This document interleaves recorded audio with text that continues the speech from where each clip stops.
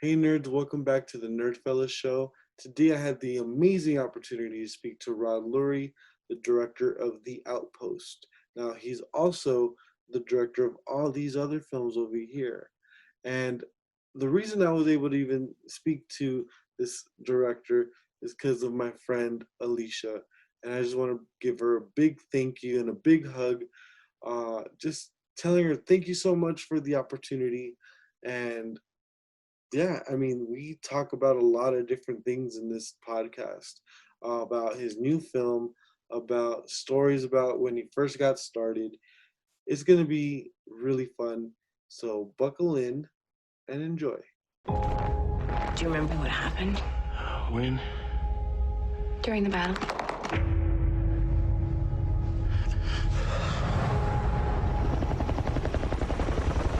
Welcome to the dark side of the moon, gentlemen. Aren't we supposed to be on top of the mountain to win this thing? Our job is to separate the Taliban from the ordinary people.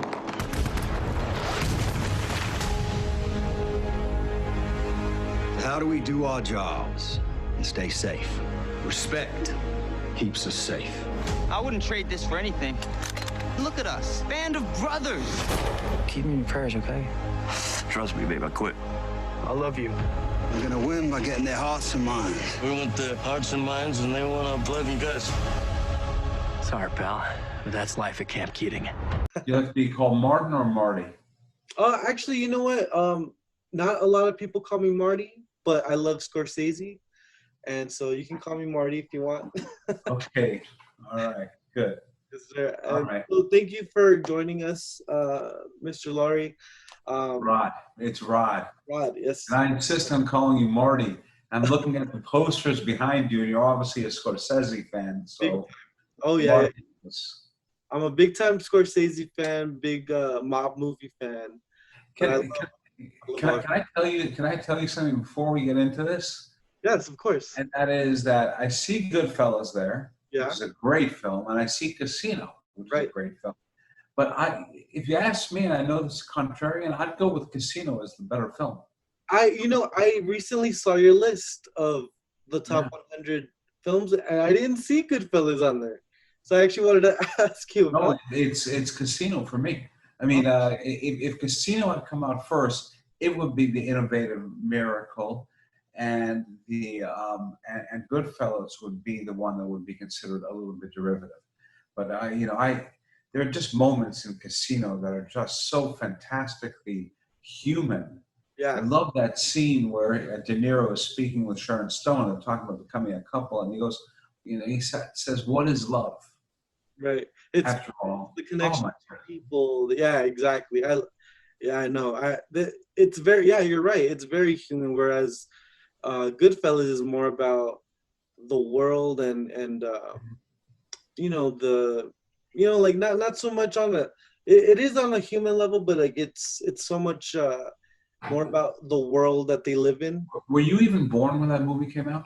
Yeah, I was 4 years old, but Okay, I mean, I was a film critic when I saw that movie. That's how old I am compared to you. And I remember being in the screening room at Warner Brothers and watching it with my then ex-wife, or my current ex-wife, and my then wife, and just like thinking, oh my God, it's a miracle of movie making.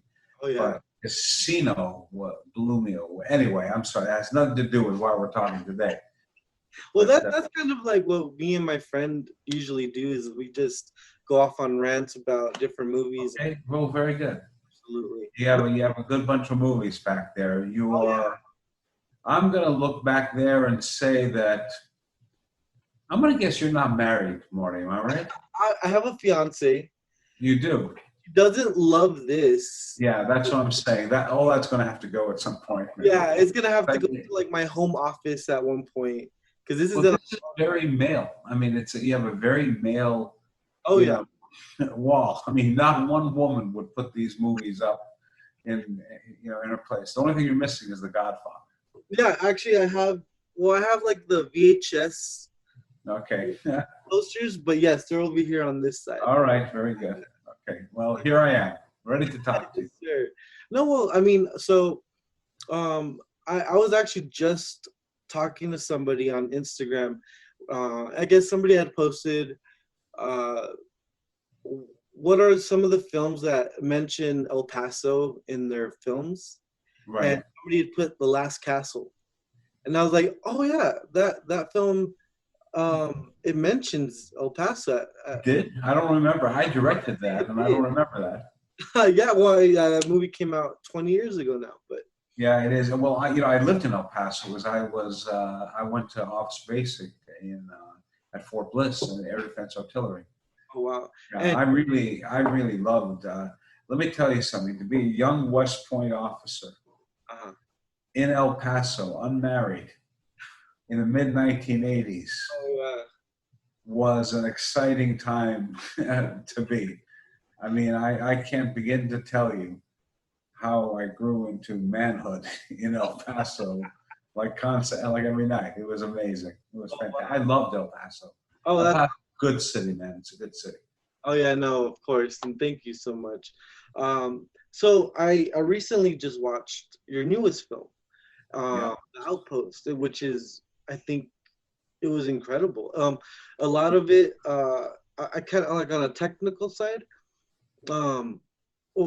beautifully shot. There's like some scenes where I noticed.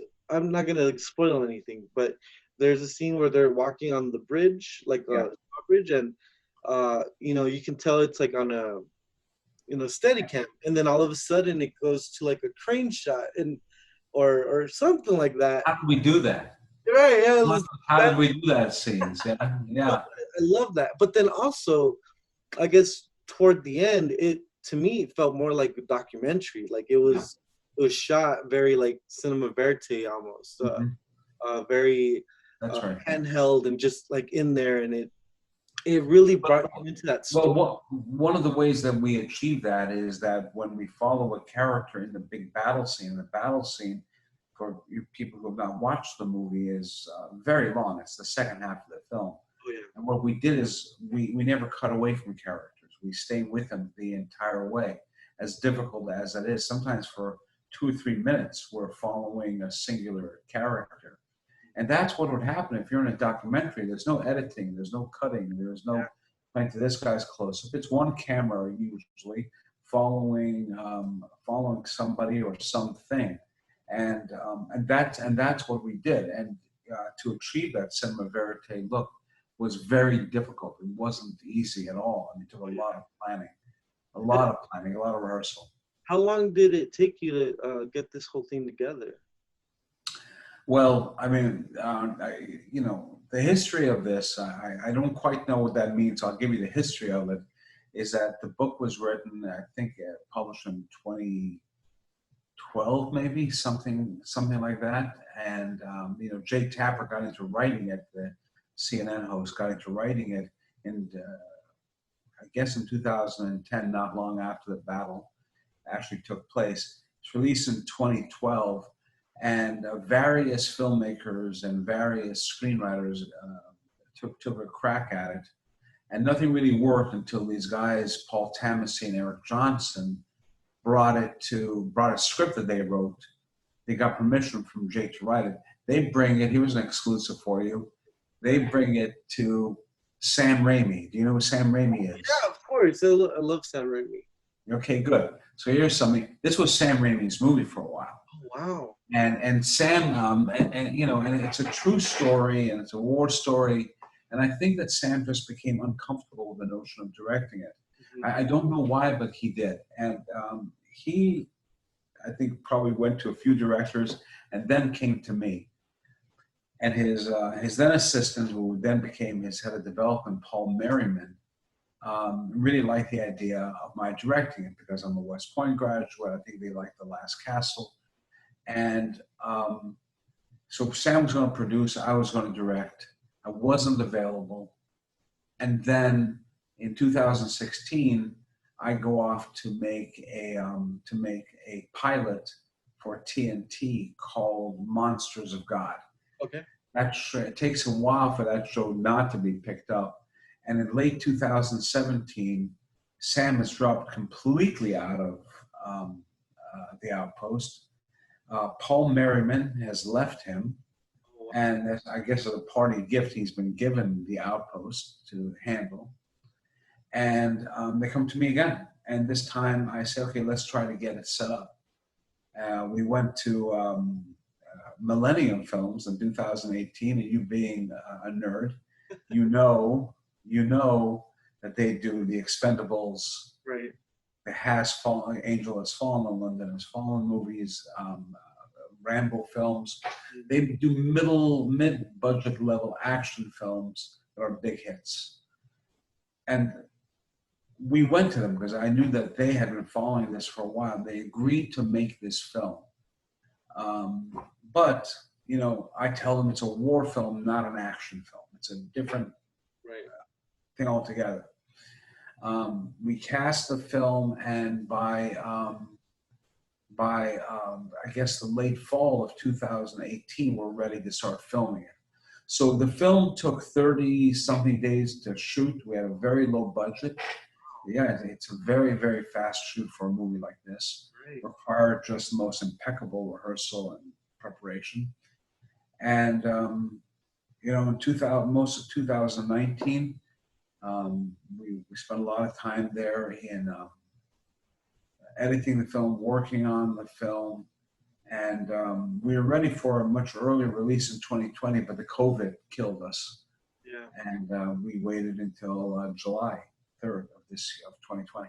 No, yeah. So that's a long answer to your question. No, and I remember You got an exclusive in it. Oh, thank you. Yes, sir. No, I remember this film. Like, I've heard about it, like over a year ago. Yeah. And so I knew with this whole COVID thing, it was gonna change everything about. Yeah. Well, you know, we were going to premiere at the South by Southwest Film Festival, and so that fell through. And then we were going to premiere at West Point Military Academy, which would have been a complete dream of mine. Right. But that too, you know, fell apart. The cadets were sent home, Right. so that totally went into abeyance. And then the theatrical release of the film went up in smoke in July because no theaters were opened, and we're hoping to be in theaters for a special presentation on November the 11th, on Veterans Day. That's awesome. It's a director's cut. Oh, really? Yeah. Longer? Several added scenes. Oh, wow. Yeah, this film is something to experience. It's you know, like, yeah, it's fine if you have a home theater, but I think the way to watch this film is definitely in a movie theater. Dude, you got no idea how different an experience it is. And I'm really going to be on, so we're going to be on November the 11th, one day only, special director's cut in several hundred theaters. Oh, wow. Hopefully enough theaters will be open that we can do this. And I'm telling you, the experience is monumentally different. Oh, yeah. I mean, it's really cool. So we're hoping that a lot of vets go, and you know, a lot of people that saw it on, you know, this was the #1 film for the summer probably on VOD. And it's all over the place, and it's pretty cool. But we hope those people will want to relive the experience in theaters. Oh, that's awesome. And I really do hope, because I'm definitely going to be there. If it's anywhere near me, I'm definitely going. It will be. Texas doesn't seem to give a fuck about no, you know, any of the stuff. So it's really interesting that the state where this film did play in theaters, you know, limited run, but the state that had the most theaters was Texas. Oh, yeah. Even when it was getting hit the hardest by the COVID. Yeah. I think recently we just jumped into the top 50 cities of. That's rough, man. It's very rough. Yeah. It is. But I do, if you do go on November the 11th, obviously you should go and be as safe as possible. But, you know, of course, the usual caveats: the mask, the social distancing, and so on. And I know that a lot of your films usually take like a presence in like government or military type, and of course that's because of your background. But so what got you into filmmaking in the first place? Oh, you want to know something? I have done, Marty, maybe 100 to 150 interviews for this movie, Oh wow. and probably 1,000 interviews over the course of my career. And not one person has ever asked me what got me into filmmaking. Really? Is that weird? It would seem to be an SOP question. And the answer is that when I was a little boy, I saw on TV Ben-Hur. Oh, It's a movie way, way, way before your time. You probably never even saw I own it. I own it. I have the Blu-ray. No, which Ben-Hur? I don't mean the new one. I mean the one from 1959. Right, but it was directed by the same person, right? No. William Wyler directed 1959 one. Yeah. He's long dead. He's been dead a long time. But I was so, I just knew I had to be involved with movies when I saw that, even if it meant I had to melt the butter on the popcorn. But the weird thing is, Marty, and I don't know if this, you probably have been a film nut since you were a little kid, right? Am I guessing correctly? Yeah. Big time. So I, when were you born? Like 1985, 1986? By looking at you, 86. Okay. So, when I was a kid, I knew what movies were, but I didn't realize that they were made. Oh. You know what I mean? They just sort of came, there they were. I didn't realize that you needed to photograph it, and I didn't realize that you needed to get costumes. I didn't realize that there was such a thing as a director. So the first thing I wanted to actually be in life was a film critic. Okay. Those were who my heroes were. And when I was a little kid, I would write letters to all the biggest film critics of the era, like Roger Ebert or Pauline Kael, and they would all write me back, and that's what I wanted to be with my life. I thought that was the coolest job in the world. Right. Movies weren't made; they were just there, as far as I was concerned. I guess it was weird that the same guy who was Moses was also in Planet of the Apes, but okay, there's something logical there. But when I started to learn that movies were actually a made thing, that's when I got into the idea that I wanted to be in that process somehow. And it began formulatively with being wowed by that chariot race in Ben-Hur. I couldn't believe what I was watching. That was amazing. And then when I was 13, I saw a movie called All the President's Men. Mm-hmm. That starred Robert Redford, Dustin Hoffman, directed by Alan Pakula. And that's when I realized that this is the kind of movie I wanted to make. Oh, okay. And so I did become a film critic, thinking that was the logical step to becoming a filmmaker. Although I didn't realize that just doesn't happen in this country at all. Right. And I think I was the first film critic. And by that, I mean a guy who reviews movies as they come out on a regular basis, not somebody who writes film essays, right? Right. That became a filmmaker, Oh, wow. Yeah, I think. I could be wrong.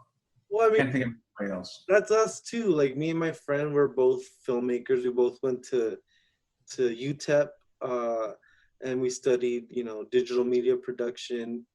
Right. That's been my passion for a long time. And for a long time, I think movies were actually the reason that I wanted to be many different things. Like I remember watching Saving Private Ryan and all that, and I was like, I want to be a soldier for like a long time. And then watching Sandlot and The Natural, like, no, I want to be a baseball. So movies always shaped what I wanted to be.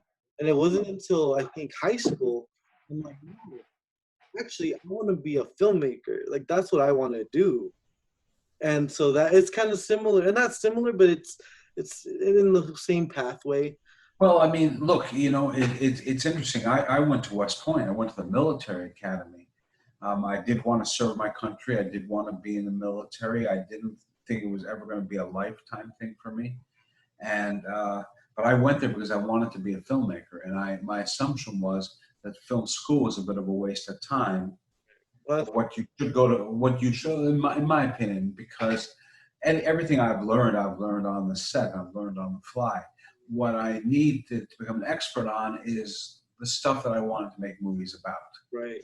I had always been like really drawn to movies like President's Men or movies like The Parallax View, or movies where principle and leadership are what is at the forefront. And there's no better school on planet Earth for leadership and principle than West Point, Right. or Annapolis, I suppose. And so whenever I was when I was a student there, a cadet there, I always asked myself, where would I put the camera? Always. Oh wow. And I mean, and that must be that's the filmmaker's mentality of just, you're always seeing anything and always thinking about, how can I shoot that? And that's always been the thing for me. And I can imagine that working with one of the actors that you grew up watching, All the President's Men, with Robert Redford, that must have been a dream. It was. It really was. And it was Steven Spielberg who approached me about directing The Last Castle, a script I had not written, and all I had worked on is stuff that I had written up until that point. And it was when they told me that they wanted Redford to play the general, that I realized I was going to hop into it. And I flew to London to meet with Robert Redford.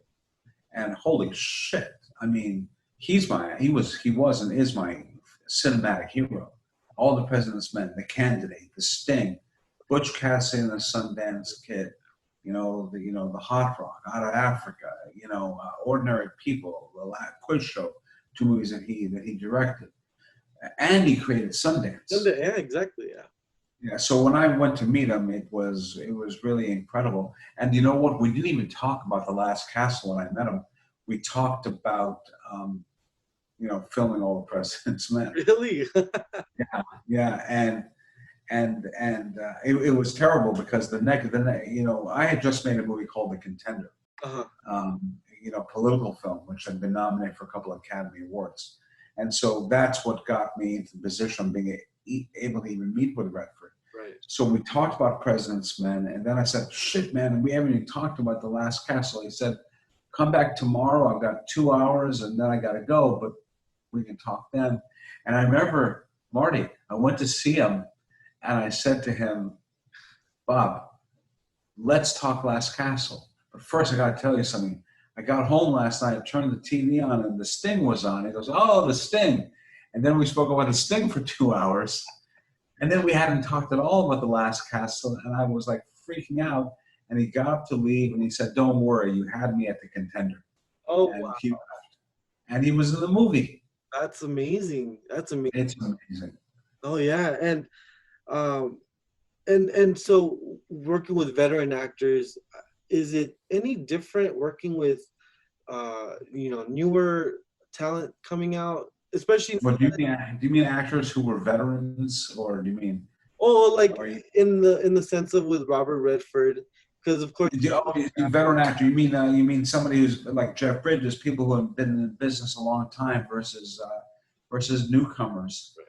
Well, yeah, I mean their attitude toward you as a director is a little bit different. I mean the old school actors, they're rather set in their ways, and they trust themselves, quite a bit more. And I think that the new actors are really looking for much more for guidance. Right. I remember when I was doing Resurrecting the Champ, I would meet every morning with Samuel Jackson in his trailer. I'm sorry, in the makeup room. And on like day 4 or 5, he said, we don't have to have these meetings. I know what I'm doing. And I said, okay. There wasn't much that you could say. But like Mark Ruffalo, who was in The Last Castle, he was a brand new actor at the time, a brand new film actor. Well, I shouldn't really say that. He was still newer to the game, certainly, than a Redford was. And he was craving direction. He wanted guidance. He wanted to be told not what to do, but how I saw the character and what I expected from him or what I wanted for the movie. Right. And so, yeah. I would say that there's a big, like in my new movie, The Outpost, almost everybody that's in that film, with the exception of Orlando Bloom, is a fairly new on the scene. Scott Eastwood has made a few films. Caleb had made a few films. Right. But some of those guys had never been in a film before, ever. Some of them are the actual soldiers that were in. Yeah, well, one of them, Daniel Rodriguez, was actually in the battle, and he plays himself in the movie, which is pretty special. And I know that his role is probably important to you because we were introduced by a mutual friend of yours. Oh yeah. Who is the sister-in-law, I believe, of the first guy who was killed in that battle, Kevin Thompson. And, for those of you who don't know, the Outpost is about a true story about a unit that was placed at the bottom of the Hindu Kush Mountains and had to deal with an overwhelming force of Taliban coming down upon them. And 8 men died in that battle, and the first to die was this heroic kid named Kevin Thompson. And he was in charge of the mortar pit. And as soon as that big battle began at about 6 a.m, that kid runs out to save the day, and he's taken out almost immediately by snipers who had been targeting the mortar pit because it was so important to the defense of that unit. And the person who saw him fall was Daniel Rodriguez, who himself took over that same position before having to take cover himself. So Daniel was Kevin's best friend on that base. They were very close. A very important guy to Daniel was Kevin. And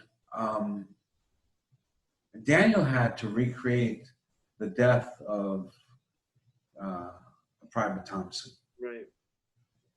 And I'll tell you, that was quite a day for all of us, Marty, because this guy is, imagine having to do that. No, yeah. He's recreating the death, and he's telling us exactly how he fell, when he fell, what he was able to accomplish before he fell, how his body was being hit by bullets over the course of the battle. They couldn't recover the body for a while. And I'll say that Daniel did it clinically and did it almost coldly, and then fell apart later, which is exactly what soldiers are supposed to do. Right. Yeah. Yeah. So that was a really remarkable part of this film. But it's also why the film is so accurate, especially as far as the battle is concerned. Oh yeah, and it's just so emotional. I mean, you're watching this thing, and there's so many films out there that are, they're based in reality, but you never feel like it just feels like you're watching a movie sometimes. This one, it really, the way it was shot and, the sound and the imagery, just, it brought you into that world, and it was just, you feel like you're there with them, and it's. Well, thank you very much for saying that, and obviously that was what we were going for, and one of the reasons why I insisted that so many veterans be hired on this film, especially in front of the camera, and why we had so many technical experts there. And those guys were like a real pain in my ass. But for good reason. They made our film much more real. Oh yeah. And so that was very important to me. And while we shot in the style I was talking about, the submersive one take style, not one take, one shot style. Oh yeah, and to me that was I think that's where it really got me, where just seeing all that happen, knowing that this was all real, even knowing that I have a friend that, that their brother-in-law was there. Mm-hmm. And hey, fine, yeah. And it was and in thinking, like in retrospect, thinking about how they can even do something like leave a base in a thing, and just. Well, you're right. There were reasons for that, Marty. Right? There were reasons why they put a base there. Primarily it was close to the villages that they wanted the Americans to forge a relation with. It was also on a road that was supplying the Taliban from Pakistan. So there were reasons. It wasn't done without reasoning. In my opinion, those reasons were not good enough, because one day this was absolutely going to happen, Right. and it certainly did, and it resulted in the bloodiest and most heroic battle of the Afghanistan war. And I think the battle is very accurate in the movie. Yeah, it feels completely authentic. Thank you. Yeah, and with that, like, do you see yourself directing more true stories like that in the? Well, yeah, I mean, I've done a couple of true stories. I did the assassination of Ronald Reagan for National Geographic, assassination attempt on Ronald Reagan for National Geographic, and I did a movie called Resurrecting the Champ, which is based on a true story. Right now, I'm deciding what my next film is going to be. I've got several options in front of me. There are 4 movies that sit in front of me that are very appealing right now, and all of them are true stories. Oh wow! Yeah, and I've written a couple of scripts that are fictional that I may also do. Oh, awesome! And do you usually find yourself kind of leaning more toward wanting to make more true stories to get people's stories out there, or? Well, something that has been like really wonderful has been the reaction of veterans on this film, right? Which and I think what's happening, the reason why this movie went to #1, the reason why it's made so has glued so many people, is that so many veterans are watching this film or making their families and friends watch it so that they can say to them, this is what it was. Yeah. This is what it is. And I'm trying to, and so I understand why there's this big emotional connection to this film. And I'm just trying to figure out, what other sort of story can I do where that same thing will happen, where people can relate so completely or want people to understand what they've gone through. It's not easy. Oh yeah. It's not easy to figure that out. We definitely have hit a nerve with this film, with the veteran community, and I can tell you that as of October 1st, this will be a Netflix movie. Oh, really? And we will get many more viewers to the film. I think. Yeah, no, I've been telling everybody about this film. Well, you continue to do that. Of course, yes. Continue to do that. Oh yeah. Use social media. Yep. Let people know. We work really fucking hard on this movie, man. Oh yeah, no, of course. I'm sure with any film, but definitely with this one, limited budgets, true stories, making sure that it stays accurate. Well, look, I don't mean to sort of. I know you're coming close to the end of your time, but I don't mean to end on some sort of buzzkill. Oh, no. But Marty, look, when I was in prep on this film, my son Hunter died. Oh. Yeah, I did hear. He died, and I flew back from Michigan to Michigan from Bulgaria to remove. He was there at a music festival, and I removed, all the wiring that was keeping him alive. And 20 minutes later, he died, and he died right in front of my eyes, Marty. And I realized when he did that he was the same age as these men who died. Oh yeah. And I was going to be damned if I wasn't going to do the right thing by these men. Period. And that means not bullshitting what happened in the battle, telling the truth of how they died. I had to ask myself if I wanted to see Hunter's death portrayed, or how would I want to see it portrayed?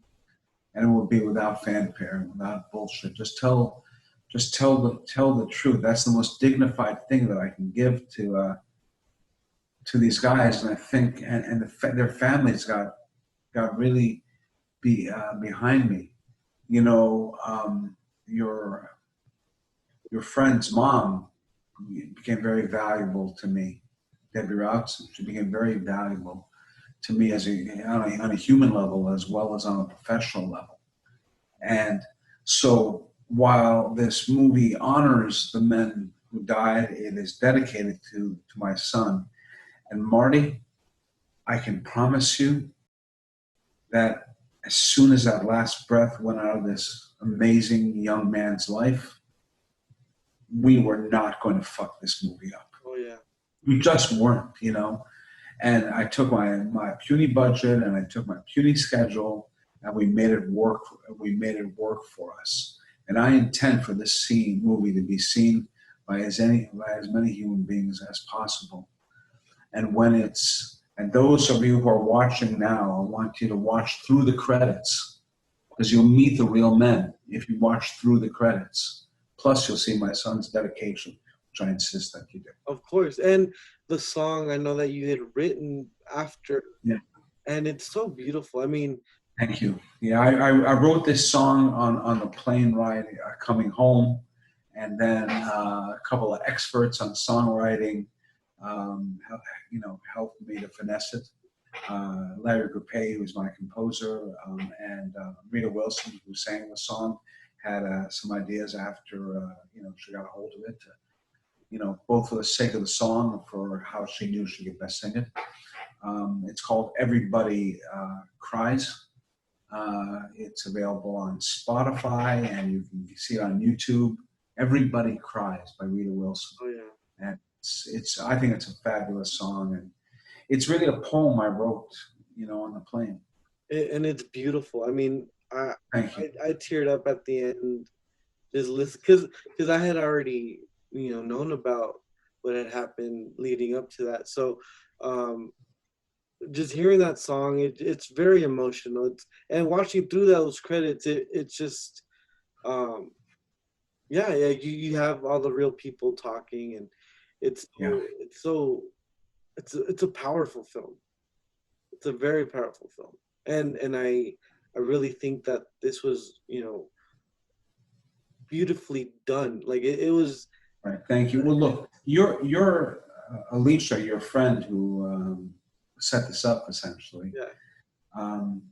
I don't know. I kind of think she probably never met her husband's brother. That's just an educated guess because this happened so long ago, and I know you guys are so young. But he was apparently an exceptional young man, and his life just went away. And it was not it's so cavalier to say that they died in vain, these guys, they died for nothing, but really these guys died because they died. Many other people lived in that unit. And that was in the end the purpose that was given to Kevin. And he's a hero. Oh yeah. No. And two men won the Medal of Honor. I said one, and you're not supposed to say that. They received the Medal of Honor. They hate to looking at it as some sort of victory. And anyway, look, it's a real valuable memory, these guys. Oh yeah. And I urge everyone to go out, watch the film, watch it on VOD, watch it when it comes out in theaters. Just get away to watch this one. It's so powerful. It's so beautiful. Thank you very much. And what is your? Let me ask you. I always like to end these with asking you a question, which is, tell me, what is your favorite film? But B, what is the movie that you watched that sort of got you into I'm a movie lover? Okay. I think it's the same film, because it's my favorite film of all time is Godfather 2. Godfather. It's because it actually reminds me a lot of my culture. Even though I'm Mexican American, I feel like the Italian Yeah, I get it. I get it. Yeah. Yeah. So it's beautiful. I mean, it's beautifully done. But you must have been how old were you when you saw it? Um, And this is because I like a lot of kids my age were not into like, oh hey, let's go watch The Godfather. But I watched it fairly early. I watched it maybe I mean, 12 or 13. it's a very adult film to understand. Oh yeah, yeah. And you definitely did not have to have seen The Godfather. Mhm. I think it helps a little bit appreciate it more. Yeah. But I agree. I mean, I rank The Godfather 2 over The Godfather actually, which is sacrilege in some circles. But the dueling story, I don't know that had ever been done before. At that, And I was that age when I saw it for the first time. It was 1974. I would have been 12 also, but I saw it in theaters, man. oh well, I got It to was see it in theaters when we have a Plaza film festival. It's a classic film festival here that we have, yeah. and I think it's the biggest in the world where they bring in for 2 weeks all the classic films. And so I got to see Godfather 1 and 2 when they restored it.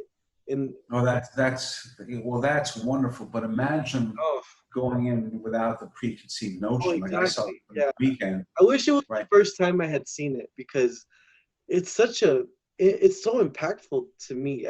That It film is. made me love film. And Good for you. Well, that's a good one. I will tell you that my son always used to make fun of my age, and I always used to say, "Okay, listen here, you little son of a bitch. Whatever age you are, we're going to live the same block of time. It doesn't really matter when. Okay." right. I got to see Cuckoo's Nest and Dog Day Afternoon in the theaters. I got to see The Godfather and The Godfather 2 in theaters. I got to see Rocky and All the President's Men in theaters. The best that you're doing is seeing the Goonies. Come on, man. I mean, I grew up. I was born in '62, so around 1974 when I started to really become a cineast. Mhm. That was the era of the greatest films of all time. I agree. Many of them. That's my favorite time of film. Going from even at very end of the 60s with Easy Rider and Midnight Cowboy. Midnight Cowboy. Actually, I have the Criterion, like Oh, yeah. Midnight Cowboy. It's I just got it as well. In fact, hold on one second. Hold on. Don't go away. I gotta get mine too now. You see, yeah. There we go. Hey, we both got it right in front of us. I haven't opened it yet. Have you opened it? No, I can't wait. I want to show it to my family. Oh, I see. Oh, yeah. I want to show it to my family. It's a great film. But you got that, and then in 1970 you had Patton, and then in 1971 you had the French Connection, and then you had The Hospital, and you had Sleuth, and you had The Sting, and you had The Exorcist, and you had these great films, and really and studios were making them, Marty. Well, I have a whole theory behind all that. I think, the film code that happened in the 1930s, Yeah. that where they censored, The Hays Code, yeah.